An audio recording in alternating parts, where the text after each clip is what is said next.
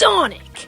It's a rite of passage in every Sonic fan's life to design their own Sonic character. But how exactly do they go about that anyway? Well, allow me to show you. Through various drawing templates and breakdowns of the proportions of Sonic character styles, I'm going to show you how to apply it and design your very own Sonic character. It's the Lily Factor. Ding! Now, the face is a central part of the Sonic character design, so starting with the mouths, here are a couple of ideas of how you can design them. Every mouth starts with a bean shape, and you can either leave it there or add a little bump in the center of it to create the nose. You can do a triangular shaped nose like a cat.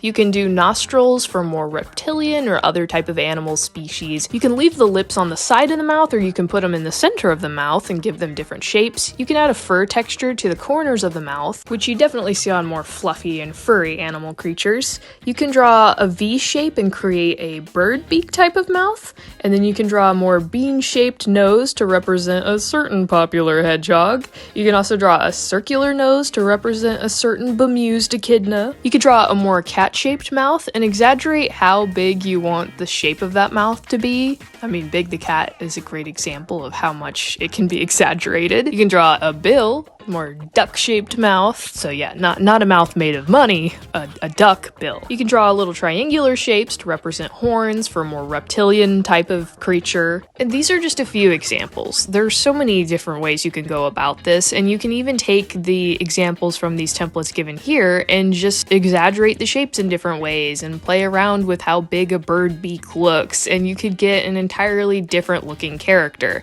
You could also draw a snout for like an alligator, a crocodile, or dragon or something. But here are a couple of the examples. Now, moving past that, we'll get onto another important template for the Sonic style face, which is none other than, pause for dramatic effect, the eyes. Or as your friends might try to trick you into saying, yes.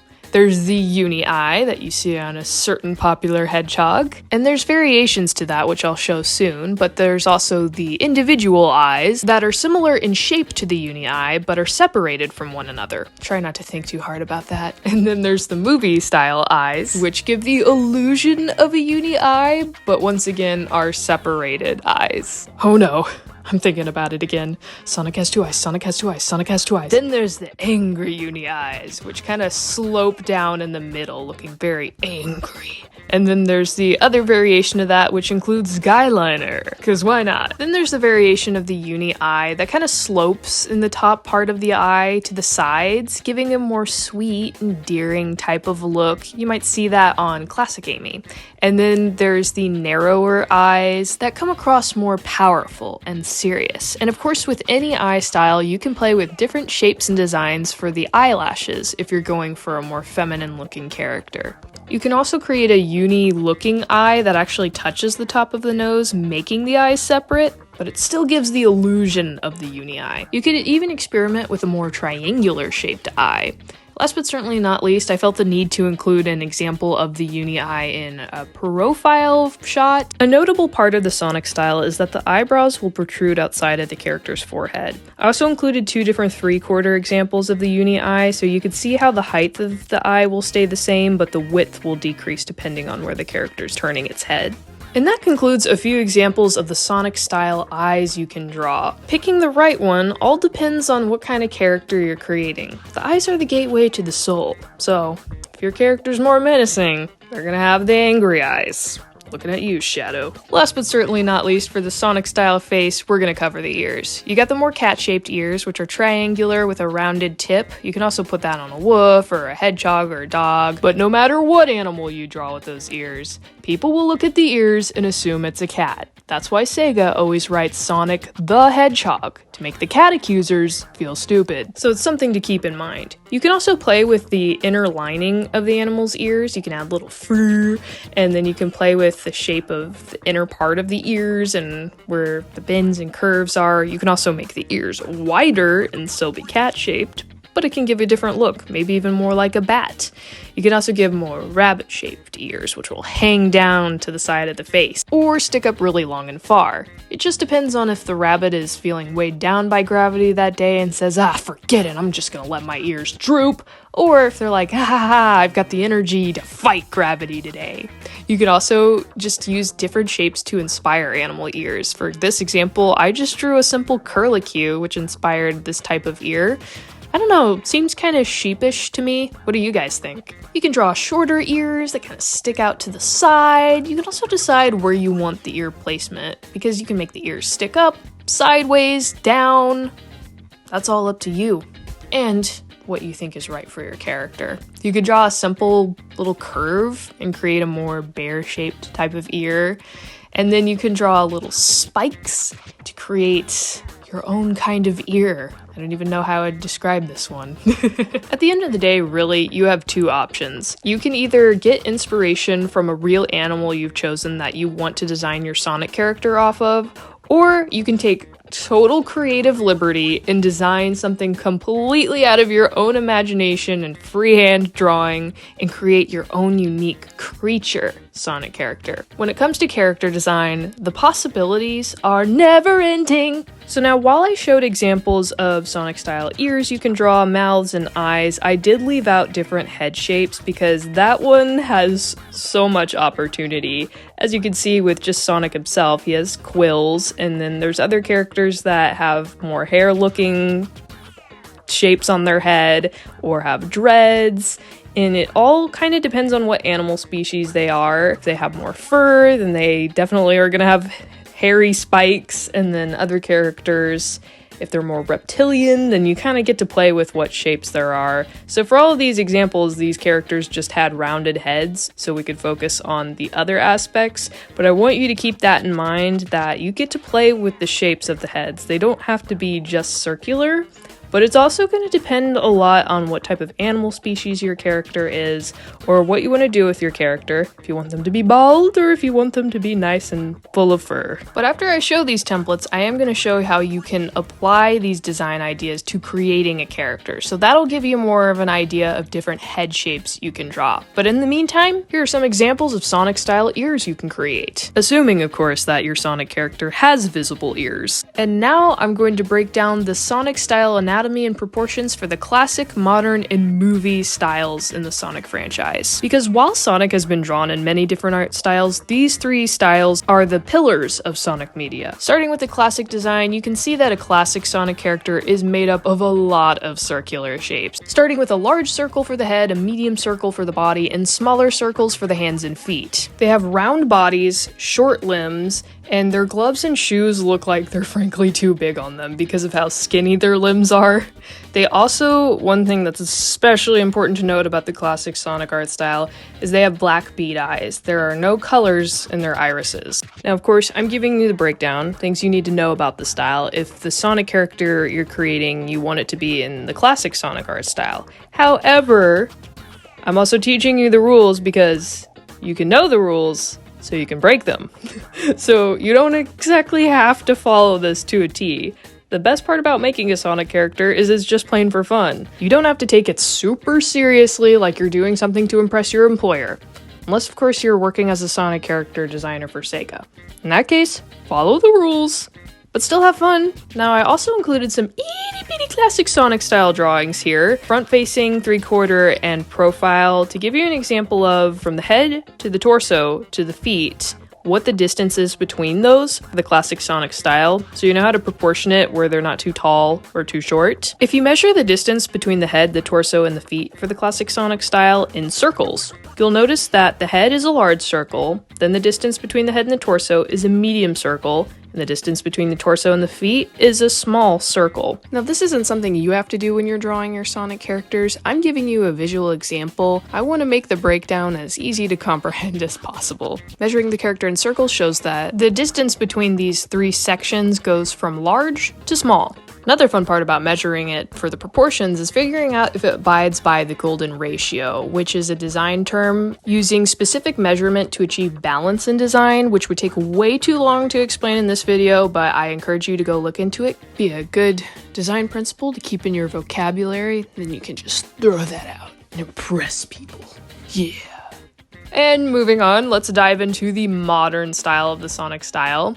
For starters, the body is way less rounded than the classic style and a little more lengthy, so it's more of an oval-shaped body. The legs and arms are much longer, and another thing to note about the limbs is that they get wider as they reach the hands and feet. And the hands and feet will also not look like the gloves and shoes are too big on the character this time. It'll seem a little more balanced, even though the hands and feet are still pretty large. Another thing to note is that the irises get much smaller in the modern style, and it also includes pupils this time and colored irises, and the pupils are very thin, but they will also include a white highlight, just the same as the classic style eyes. Now this of course is just the most basic breakdown of the proportions for these different styles, because there's of course many different art styles in the Sonic franchise, and even with this breakdown, characters can have different body types, different heights and shapes and sizes of course, but this is just to give you the basic overview of it.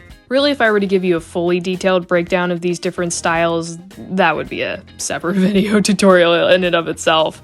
This is just to give you the proportions so that you can create your own Sonic characters. I've also provided the same breakdown turnaround here as I did for the classic Sonic style, now with the modern style. And as you can see, there's a greater distance between the torso and the feet than there was for the classic Sonic style. The character is much more elongated, more lanky. And if you break down the circle distances, there's a large circle for the head, a medium circle distance for the body, and then a large circle distance from the torso to the feet. So, much taller, much taller. Gives it a more grown-up, cool dude kind of look. Way past cool! Another style tiddly-bit comparison between the modern and classic Sonic style is that there's a much bigger gap around the arm for the gloves for the classic style than for the modern style. And Blaze, dang it, why can't you just stay put? And now, it's time for the movie style breakdown. What do you know? Circle's the foundation for every head drawing. Doesn't matter if you're Sonic, Mickey, or me. Wait, what? Out of all three styles, movie style has the longest waist. Way less rounded. Way less. It's wider at the top and skinnier at the bottom. And the limbs are much wider. And the legs are a little bit longer. If not the same, at least a little bit longer than the modern style. You'll also see a little bit more definition, muscle tone. And of course, we've talked about the eyes before. There's the illusion of the uni eye, but more separation. The irises are the largest of all the styles here, mainly so that the pupils will be much wider in this style. And of course, this style has fur. You will have to draw fur. I forgot I wasn't drawing Sonic and gave the character a nose. It's okay. It's nothing a white paint marker can't fix. But yeah, every artist makes mistakes. It doesn't matter how long you've been drawing, mistakes happen. So just know that when you're drawing something and you're not feeling happy with it, it's not turning out the way you want, it's okay. It's not as bad as you think. It's nothing you can't fix, and it doesn't make you a bad artist. We all make mistakes. One other thing I want to say about the movie style that's different from the modern and classic style is the glove shape. It's more realistic wrinkles, whereas classic style is just a line for the wrinkle, and then modern style mirrors Uekawa's style that has that little V shape for the wrinkle in the gloves. I just give one little breakdown for the measurements and the proportions for the movie style. As you're drawing the outline of the anatomy, I think it's kind of interesting to note that this one looks the most human-like. It almost looks like I'm drawing a human character until you add the Sonic-like features. And the circle distance is the reverse for the classic style. The head is small, the distance between the head and the body is a medium-sized circle, and then the distance between the torso and the legs is a large-sized circle, matching the more human-type proportions, making them all realistic so that they can justify their high CGI budget. That concludes the breakdown of the Sonic style anatomy and proportions. You can use this chart as a reference guide whenever you want to draw a Sonic character in the classic, modern, or movie style. And after this comes the application, showing how all of these different ideas and examples I gave into terms of creating and designing characters in the Sonic style and proportions can then be applied to creating your own special, one-of-a-kind Sonic character. For whatever reason, whenever I'm talking to my cousin on the phone, somehow we always end up going on a rabbit trail where we end up looking up sea creatures. And so one day our call rabbit trail featured crabs, looking up all types of different looking crabs. And boy, are there some awesome looking crabs out there. But I love the eye shapes for crabs, the different colors that crabs have, and that there's some crabs that have just one giant crab arm and then completely normal legs elsewhere. It was inspiring me, so I thought I want to create a Sonic character based off of a crab. And I even included giving crab arm-shaped eyelashes into the character design. So when I said you can play with the shapes of the eyelashes, I mean it. I doodled some concept sketches of our crab character in my sketchbook off camera, and then I'm starting to show some more brainstorming on camera. I was trying to figure out if I wanted to incorporate the crab-shaped body into the character's head or into the character's hair. I knew I definitely wanted there to be one giant crab arm on this character, and maybe give it a more futuristic robotic arm type of look, which is very in line with the Sonic franchise. I did a lot of brainstorming sketches for this character, and while there's a lot I like, there wasn't any that I truly was crazy about. I ended up not finalizing on a design for the crab character, but it was fun to sketch and experiment with the idea, but my perfectionism got in the way. Oftentimes we can seek to make a character that looks really amazing and impressive and try to just force creativity out of ourselves, that it makes our creativity run and hide in fear from our yelling and being like, it must be creative, ah! Creativity just goes, ah, you're crazy, I'm hiding. You just can't force these things. But in the long run, it worked out because I ended up finding a different animal species to design a Sonic character off of that I was way more excited and passionate about, but we'll get to that later. And another example of creating a Sonic character is that you don't necessarily have to always base a Sonic character off of an animal species, because even animal species that Sonic characters are actually based off of, sometimes they don't even resemble the animal they're based off of. Like if you looked at Sonic, would you really think of a hedgehog first thing? No offense, Sonic, but I have yet to encounter a real-life blue hedgehog.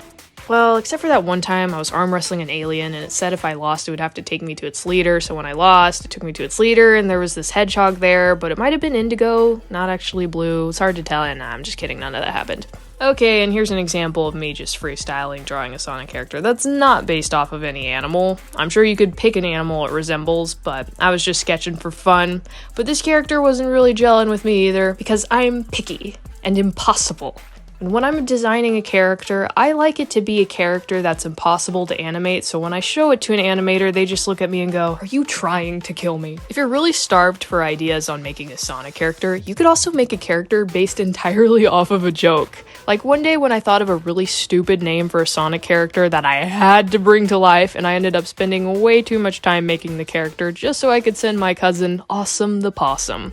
I also listed out the character's likes and dislikes. When designing a character, you can use the design elements of the character to establish the character. Like if your character wears plaid, does it mean they like plaid, or does it mean they like contradicting themselves? I'd like to believe that Awesome the Possum is a very odd character. Maybe she enjoys psychological warfare, and her idea of defeating Eggman is by breaking into his laboratory and moving around a few of his items every now and then without him knowing, so that he walks in and he's like, where's my toolbox? I thought I left it here, but it's not here. And then he blames his robots, and she believes that in about 20 years, she'll break him. Yeah, she's quirky, that Awesome. So we get to the final character here that I'll actually color. Meet Ignite, the Flame Crest. He's based off of the Flame Crest bird, which you have to look up. It's the cutest bird! Ah!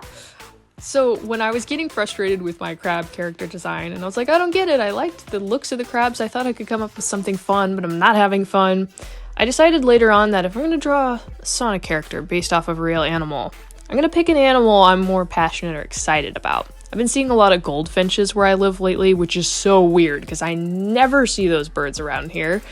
But I love birds and I love the color yellow. So seeing that combination just makes me really happy when I see them flying in the wild. It got me thinking, I want to draw a Sonic character based off a bird that's yellow. That's when I remembered seeing an artist that drew some flame crest birds, and it was nice enough to be listed that it said it was a flame crest bird.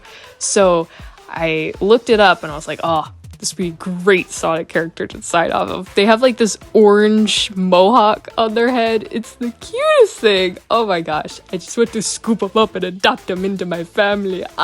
The cutest birds. So I was like, okay, this guy, he's got to be based off that bird.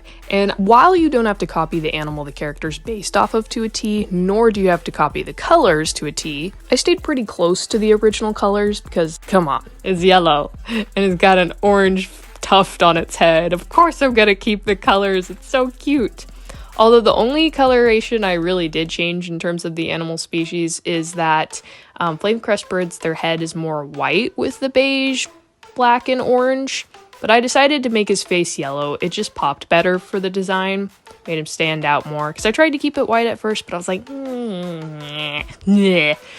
I'm a yellow junkie. I'm gonna add yellow when I can. It's actually something weird I've noticed about myself is there's not a single drawing I have that doesn't include the color yellow or purple in it. I digress. I also gave him a long jacket. I wanted his sleeves to be too long and overgrown on him. And then I wanted to make the design of the sleeves to resemble the bird's wings, and then I added some of that like black pattern, that stripy pattern that's on the bird's wings. It was really fun. And I wanted to bring back the orange one more time, so I gave him a belt that has the orange in it. Keep it consistent. And then I wanted him to have bird legs, because I just like bird legs. I think they're fun looking. So I kind of gave him some like robotic looking bird legs so that it would make sense having bird legs, even though he's in the Sonic art style. And I had such a blast drawing this character. I wasn't fully sold on the colors, and I tried to do some different colors in 2 other drawings of this character. I ended up just going right back to the original colors I used. When alcohol base markers fully dry, they lighten a little bit, so it just turned out what I thought was too dark a color ended up being fine 30 minutes later. But that, I would say, is the key. When you're designing your own Sonic character, also just pick an animal you really love and are excited about, and that makes it really fun. The whole idea of making a Sonic character is that it's fun. So don't put pressure on yourself to do anything crazy. Do something that's fun. But I would challenge you to do something creative. Get out of your comfort zone a little bit. Don't just do like a recolor of a already existing Sonic character. Challenge yourself a little bit. Do something one of a kind. Make it your own. Because trust me, there's nothing greater than that feeling where you're like, I created my own Sonic character. Look out, Sega, I have arrived.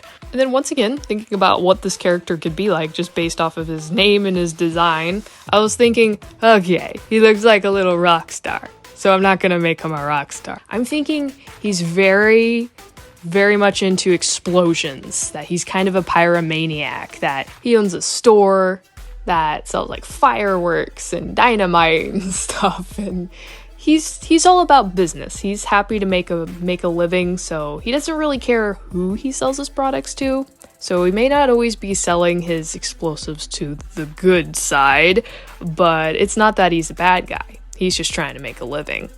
He and Awesome the Possum are good buddies. They like to get together and cause mischief and explosions and such. He met Awesome because she was making a burrow in his air duct at his store, and she kind of misjudged her own weight and kind of crashed through the ceiling, landed right on him. She didn't have any money to fix the damages, so she decided to get a job working for him, which he wasn't really thrilled about, until he realized that she was able to annoy customers into buying more stuff than they wanted, so yeah, it's been a great friendship. And that's their story. I'd like to thank you all for watching, and may God bless you in your life and your art. Now go and design your Sonic character, and have fun. Bye!